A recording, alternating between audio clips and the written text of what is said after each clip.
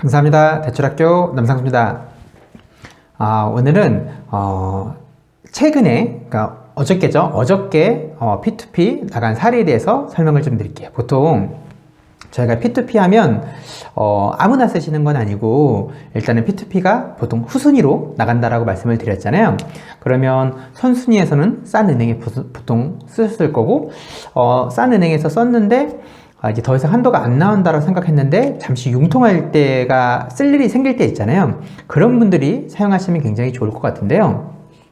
보통 요즘은 조정 대상 지역이나 아니면 특유가열지구 이런 데는 40 아니면 50% 나오는데, 혹은 사업자가 있다라고 하면 80%까지도 대출이 가능하겠죠. 근데 이게 보통은 후순위 대출 같은 경우에는 금융권에서는 채권 최고의 기준이거든요. 채권 최고의 기준이 뭐냐면, 보통 저희가 1억을 은행에서 대출을 빌리면 은행이 혹시나 간단히 설명드리면 못 받을 것을 대비해서 110 아니면 120%, 대부분은 120%를 등기부등본상 설정을 해놔요. 그게 예를 들어서 1억 대출한다 그러면 120%면 1억 2천만 원이 설정이 되어 있거든요.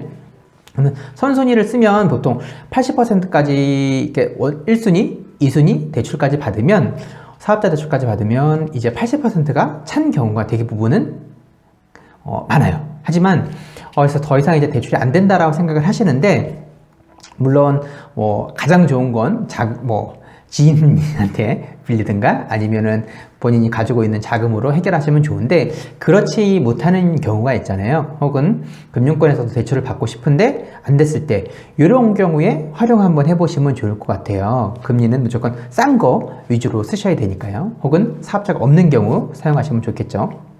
예를 들어서 어제 저한테 의뢰를 해주셨던 분은 서울에 있는 아파트인데 KB 시세가 9억 2,500 정도였어요. 보통 저희가 대출을 나갈 때는 KB 시세 기준으로 하거든요. 1, 2층에는 하한가고, 그 다음에 그 이상층부터는 대부분은 일반가로 적용이 된다라고 보시면 돼요.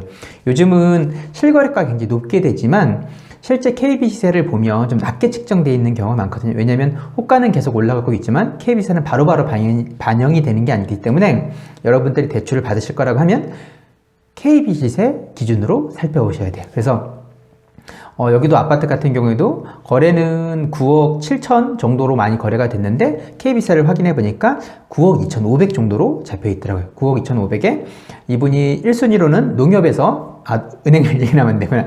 1순위는 내동땡에서 3억 1,800만 원 잡고, 그 다음에 2순위는 신탱에서 3억 2,400만 원을 이미 쓰고 계셨던 거예요. 쓰고 계셔서 이제 추가로 3순위로 대출을 알아볼 데가 없을까라고 해서 저한테 의뢰를 주신 거예요. 근데 1순위랑 2순위랑 대출을 합쳐보니까 원금은 6억 4,200, 원금은 6억 4,200이라서 KB세 대비 꽉 찬 건 아니지만, 보통 저희가 후순위 대출할 때는 채권 최고의 기준으로 한다고 말씀드렸잖아요. 그러면 채권 최고액은 합은 7억 7천이에요. 그러면 이미 KB세 대비 80%는 딱 쓰고 계신 거란 말이에요. 그러면 더 이상 받고 싶어도 받을 수 있는 웬만한 금융자에서는 없을 거예요. 근데 그렇다고 이분이 신용대출을 알아봤더니 신용대출도 이미 쓰고 계신 게 있으셔서 한도가 이제 더 이상 안 된다라고 통보를 받은 거예요. 그래서 어떻게 할 방법이 없을까라고 하다가 연락을 주신 건데, 제가 계산을 해보니까 이분 같은 경우에는, 그러니까 원금 같은 경우에는 KB세 대비 70%였고 채권 최고액은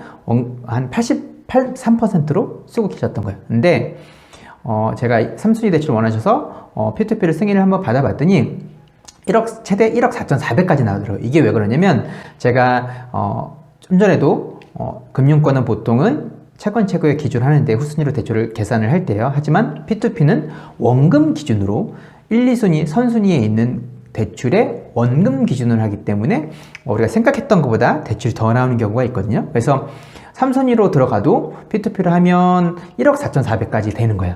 이게 원금 기준으로 85% 했을 때 1억 4,400이고 8천으로 했을 땐 9.6%가 승인이 된 거예요. 이분은 원래 금액이 8천만 원 정도 원하신다고 하셔가지고 8천만 원에 9.6%로 승인이 났거든요.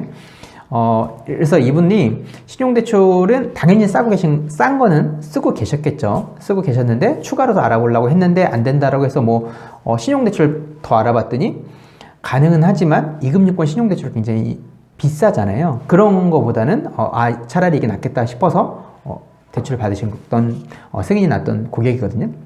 이런 경우에 좋을 것 같아요. 금융권에서도 안 된다고, 한도가 차서 안 된다고 했을 경우, 혹은 그나마 좀 신용대출은 싼 거 쓰고 계셔서, 아니면 여러 군데서 다 거절나서 더 이상 안 되는데 뭐 투자를 하고 싶다든가, 혹은 갑자기 필요한 경우 있잖아요. 그런 경우에 활용을 한번 해보시면 될 것 같아요. 그래서 오늘은 실제 대출에 나갔던 사례에 대해서 설명드렸고요. 다음 시간에는 다른 사례로 제가 다시 한번 설명드리도록 할게요. 이상입니다.